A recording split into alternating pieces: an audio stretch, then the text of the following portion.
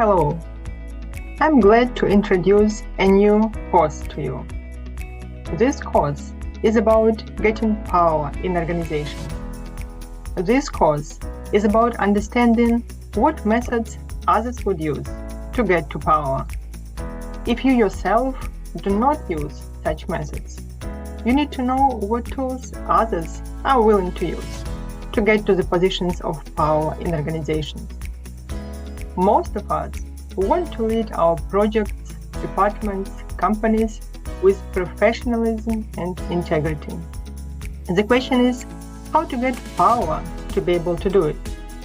If you would like to be a person of integrity at work, but do not know from where opposition could come from and how to effectively deal with it, you would not be able to achieve all of your goals. All this is to say that this course is for you.